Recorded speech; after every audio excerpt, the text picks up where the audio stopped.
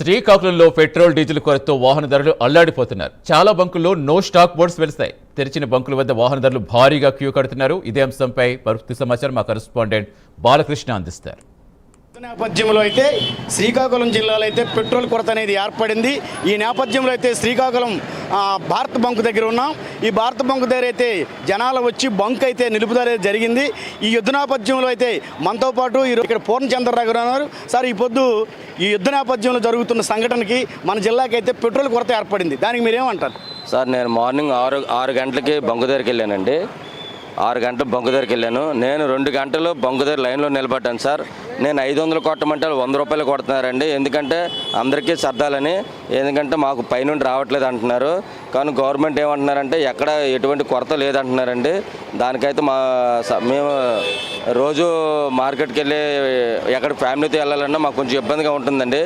ఇంతకుముందు అయితే పెట్రోల్ ఏ బంక్కి వెళ్ళినా మన ఆయిల్ అయిపోతే ఎక్కడో కొట్టేవాళ్ళం. ఈరోజు పెట్రోల్ ఎంత వస్తుందో, ఎక్కడికి వెళ్ళాలో, ఎంత టైం వరకు మనం తిరగాలో కూడా తెలియట్లేదండి. పెట్రోల్ బట్టి ఈరోజు మనం పనిచేసుకోవాల్సిన పరిస్థితి ఏర్పడింది. సార్, ఇప్పుడు సుమారు ఎప్పటి నుంచి మీకు ఇది పెట్రోల్ అనేది ఇబ్బంది అవుతుంది? నాకు తెలిసి 1 వారం అయిందండి.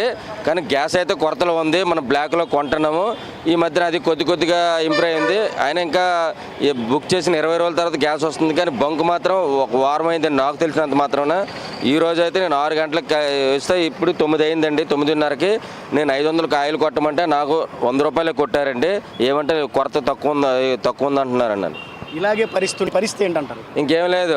ఇంకా భవిష్యత్తు ఇలాగే కొనసాగితే ఇంకా నడుచుకొని వెళ్ళి పని చేసుకొని 10 కిలోమీటర్లు 5 కిలోమీటర్లు నడిచి రావడం తప్ప ఇంకెంత మించి మరి ఇంకేం మార్గం లేదండి నాకు అనిపిస్తుంది. అయితే ఈ పెట్రోల్ కొరత వచ్చింది కదా, మరి మీరు పిల్లలకి ఏమైనా స్కూల్కి వెళ్ళేటప్పుడు కానీ క్యాంపులకు వెళ్ళేటప్పుడు కానీ మీకు ఇబ్బంది కలుగుతుందా? ఇబ్బంది అవుతుందండి. యాక్చువల్గా ఈరోజు నేను ఊరు వెళ్ళాలా, కానీ 100 రూపాయలతో నేను వెళ్ళి టెక్కలు వెళ్ళి రావాలంటే నాకు అవ్వదండి. మధ్యలో అయిపోతే నా ఫ్యామిలీ మధ్యలో అయిపోద్ది. పోనీ మార్గ మధ్యలో ఎక్కడ ఉన్నాయంటే ఉన్నాయో లేదో కూడా తెలియట్లేదు. అదే అండి పరిస్థితి.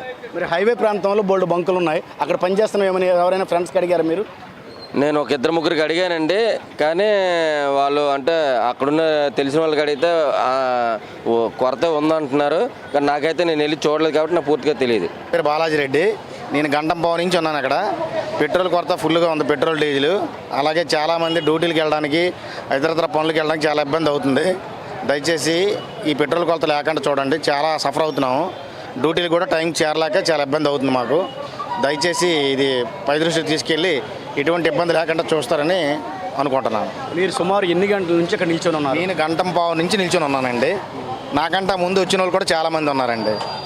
అదే ఇంతవరకు లైన్లో ఉన్నాం కానీ పెట్రోల్ దొరకట్లేదు. అదండి పరిస్థితి. హాఫ్ అన్ అవర్ అవుతుందండి. 30 నిమిషాలు లేదు 40 నిమిషాల నుండి ఇక్కడ వెయిట్ చేస్తున్నాం. ఫ్యూల్ ఇబ్బంది ఫ్యూచర్లో ఉండటం జరుగుతుందని చెప్పి ఆ ఫ్యూల్ని ఫిల్ చేయడానికి వచ్చామండి. ఇది ఇప్పుడు కండి 15 మినిట్స్ నుంచి వెయిట్ చేస్తున్నామండి. కారణం ఏంటలా? పెట్రోల్ ఫ్యూల్ మనకి దొరకట్లేదు కదా, అందువల్ల అనుకుంటా. ఇజ్రాయెల్ యుద్ధం గురించి అనుకుంటా.